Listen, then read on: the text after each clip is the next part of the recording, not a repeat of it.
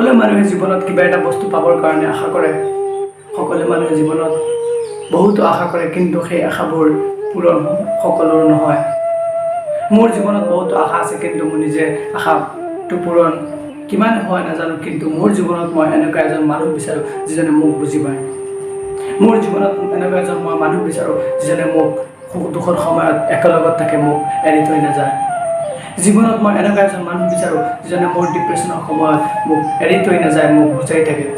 জীৱনত মই এনেকুৱা এজন মানুহ বিচাৰোঁ যিজনে মোৰ দুখবোৰ সমানে ভাগ কৰি আগুৱাই লৈ যাবলৈ সহায় কৰে। জীৱনত মই এনেকুৱা এজন মানুহ বিচাৰোঁ যিজনে মোক বুজাৰ চেষ্টা কৰে।